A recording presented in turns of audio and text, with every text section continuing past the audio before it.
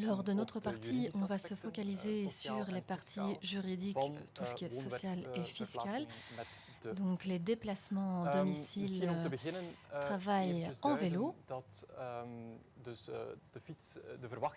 Alors, les attentes post-Covid, on en a déjà parlé lors des autres présentations. On s'attend à ce que la popularité du vélo augmente. Il y a le vélo électrique qui est en pleine ascension. Et puis, deuxième élément, c'est le travail hybride, le mix entre le travail à domicile et le travail au bureau. Et cela fait que les personnes qui se rendent de temps en temps au bureau en semaine sont plus disposées à prendre le vélo. Donc ça, ce qui concerne la période post-Covid. Mais nous avons également vu cette ascension, cette avancée du vélo. Et là, il y a une combinaison d'une part des mesures favorables de l'État, et on va y entrer en détail, et puis les nombreux avantages du vélo qu'on a également traités. Et là, on constate que ces avantages se situent à 3 niveaux. Quand on regarde le bien-être qui a augmenté, eh bien, ça contribue aussi aux travailleurs à vélo, mais également l'entreprise qui constate que ces travailleurs sont plus heureux. Et c'est aussi bénéfique pour l'ensemble de la société, car il y a moins d'absentéisme, par exemple. On voit également la même chose, il y a moins d'embouteillages et ça joue à plusieurs niveaux. Alors, j'aimerais bien vous montrer un slide où on fait une comparaison entre le vélo et la voiture. Ce qu'on voit ici, là où la voiture semble plus efficace par rapport à la rapidité, on voit quand même que ça peut également diminuer. Et alors, on pense aux embouteillages, au temps perdu, mais également au temps dont on a besoin pour pouvoir payer une voiture. Ça coûte cher. Et alors, on voit que le vélo parfois semble plus avantageux. Alors, le point suivant, qu'est-ce que c'est qu'un vélo? C'est une question très importante parce qu'on va aussi expliquer le régime fiscal favorable que l'État a lié à ce vélo. Donc, qu'est-ce que c'est qu'un vélo? Maintenant, il faut se baser sur une définition juridique du vélo. C'est théorique, mais il faut survoler cela. Selon cette définition, le vélo, c'est un véhicule avec 2 ou plus de roues. Ça peut être un vélo normal, ça peut être un mountain bike, un VTT, ça peut être aussi un tricycle. Mais il faut aussi qu'il y ait un système de pédalage, donc il faut pouvoir pédaler avec des pédales, ou on peut aussi utiliser un guidon. On pense au handbike ou un vélo pour personnes handicapées. Il se peut aussi qu'il y ait un système qui puisse accompagner le cycliste jusqu'à 25 km par heure. Et ça, c'est le speed pedelec. Et donc, on a élargi la définition du vélo jusqu'au speed pedelec qui peut atteindre une vitesse de 45 km par heure. Dans tous les cas, il est admis que ce vélo soit équipé d'un bouton de garage ou un autre dispositif, et alors on peut se promener avec ce vélo. C'est possible. Donc vous voyez sur le prochain slide plusieurs vélos. J'ai parlé des vélos classiques, j'ai parlé des mountain bikes, des VTT, des triporteurs, etc. Alors, qu'est-ce qui n'est pas repris? Qu'est-ce qui voilà, donc ce sont des patins, roulettes, des trottinettes par exemple. Donc tous ces moyens de transport-là ne répondent pas à la définition du vélo parce qu'il n'y a pas de système de pédalage qui permet de propulser une personne. Alors, la question est la suivante. Est-ce qu'à l'avenir, dans la politique, on va effectuer d'autres choix? Est-ce qu'on va adapter la politique à la nouvelle réalité? C'est ça la question. Mais les appareils qui nous propulsent, c'est une nouvelle réalité. Donc voilà, on sait maintenant ce que c'est qu'un vélo. Alors on peut se focaliser sur la politique fiscale qui est liée au vélo. Donc il y a 3 éléments. Pourquoi est-ce que ce vélo est tellement favorable?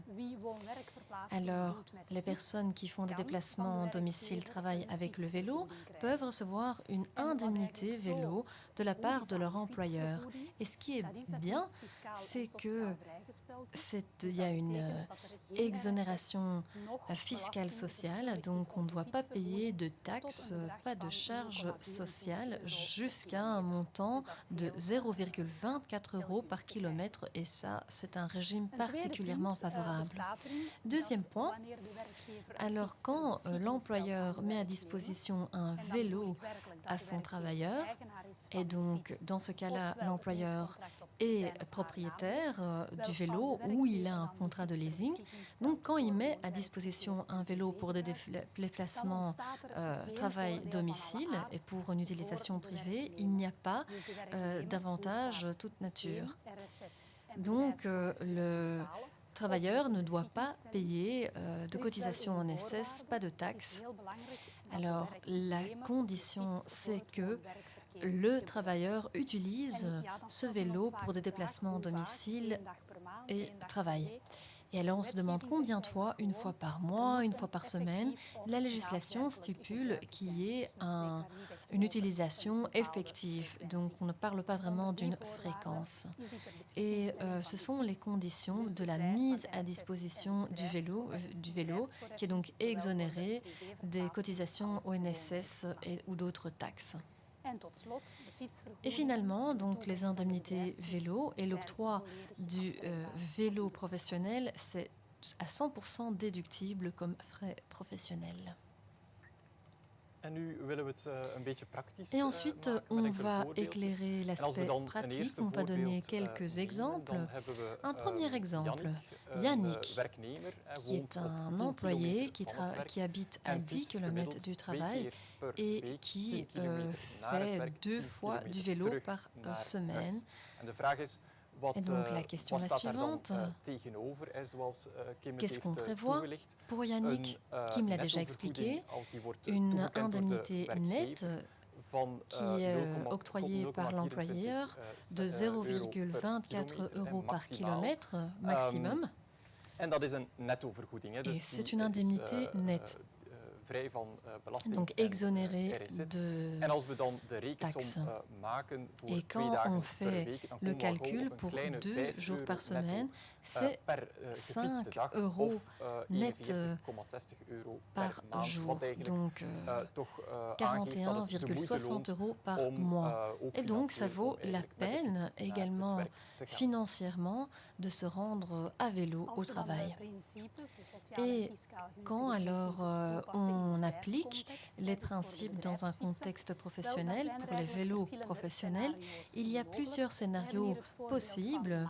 Il y a l'exemple de Martha, qui est employée, qui se rend au travail depuis des années à vélo, mais maintenant sa situation privée a changé, elle est devenue grand-mère et elle s'est intéressée maintenant à un vélo électrique qui peut transporter ses petits-enfants. Est-ce que son employeur peut mettre à disposition un tel vélo? Oui, c'est possible, l'employeur est d'accord, il met à disposition un tel vélo et donc il y a un régime fiscal très intéressant parce que la mise à disposition de ce vélo électrique pour Martha, il est tout à fait exonéré de taxes et ONSS.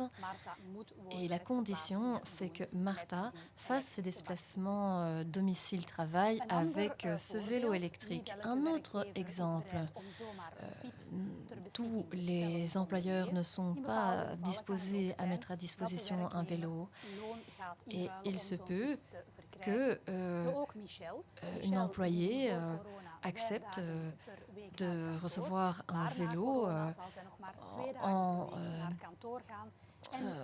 recevant des compensations.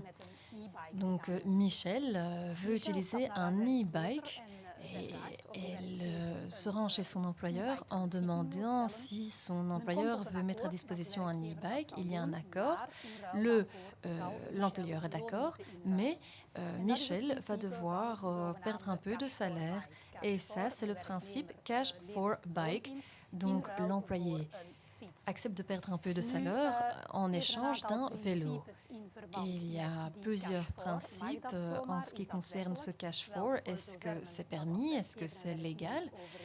Donc si l'employeur et l'employé sont d'accord, c'est possible, mais attention, si on perd un salaire mensuel, il faut savoir que c'est un salaire barémique, donc les employés qui ont un salaire minimum ne peuvent pas avoir un salaire encore plus bas. Et donc, dans le cadre de Cash for, il n'est pas obligatoire d'échanger du salaire. On peut également libérer du budget autrement. Donc, on peut perdre du salaire, mais on peut aussi accepter de perdre une prime de fin d'année ou un bonus. Attention, dans toutes les commissions paritaires, ces échanges de primes de fin d'année sont possibles, donc il faut faire un check juridique. Et un autre principe très important, la personne qui perd du salaire doit accepter les conséquences. Donc si vous perdez un salaire de votre salaire mensuel, eh bien, il faut tenir compte aussi de l'indexation ou pour le calcul de la prime de fin d'année ou pour le pécule de vacances. Alors, notre dernier exemple, c'est l'exemple de Hendrik. Ça, c'est un exemple de budget de mobilité. Hendrik, qui est un commercial, qui voyage beaucoup avant la période Corona, qui dispose d'un véhicule de société, mais il voit qu'il y a beaucoup d'entretiens en ligne maintenant et il se demande s'il ne peut pas échanger son véhicule de société contre un vélo professionnel et du cash. Et oui, il y a un budget de mobilité consacré à cet effet. Et si l'employeur fait une offre dans le cadre de budget de mobilité et si le vélo est inclus, ça c'est une possibilité parce que c'est quoi le budget de mobilité? Eh bien, le véhicule de société, on va l'échanger contre un budget et ce budget s'élève au coût réel pour l'employeur. Donc pour l'employé, ça reste la même chose. Il aura un compte virtuel avec un montant et ce montant, il pourra être dépensé et consacré à 3 piliers. Donc premièrement, le véhicule de société écologique, donc électrique. Un deuxième pilier, ce sont les moyens de transport alternatifs et durables. Ça, il y a plusieurs catégories. Donc, les transports en commun, les trottinettes et également des frais de logement. Si par exemple, on va se déplacer, on va déménager pour habiter près du travail à 5 km. Et puis pour finir, le troisième pilier, c'est la mobilité douce. Ça fait l'objet de notre débat aujourd'hui. Ça peut être financé avec ce budget de mobilité. Et à la fin de tout cela, après 1 an, ce qui reste de ce budget, ça peut être distribué, ça peut être versé. Et il y aura donc une contribution de 38%. Et alors, quand on regarde la mobilité 12, qui fait partie du pilier numéro 2, alors on constate que le vélo, sous toutes ses formes, en fait partie. Et alors, il y a soit un financement direct par l'employeur, donc, ou bien c'est préfinancé par l'employé, puis c'est remboursé. Et donc, on peut faire des choix. Il peut s'agir d'un achat, d'une location, un leasing, même l'entretien, l'assurance, tout l'équipement dont on a besoin. Donc toute la panoplie de vélos en fait partie. Et on va même plus loin que la définition dont on vient de parler, parce que également les appareils de propulsion peuvent être financés par ce budget. Et pour finir, un dernier mot concernant le projet de loi en cours concernant le budget de mobilité, qui aura un impact sur le vélo, car on s'attend à ce que les possibilités de dépenses soient augmentées. Et pour le vélo, on pourra évoluer vers une location de vélo, vers des équipements qui ne sont pas légalement obligatoires, comme par exemple un casque. Donc, il y a certaines choses qui sont en cours maintenant. Alors, la dernière partie de notre présentation, j'espère que ça vous a plu et je vous remercie de votre attention. Oui, merci Kim et Jonas. Encore une petite question avant votre départ.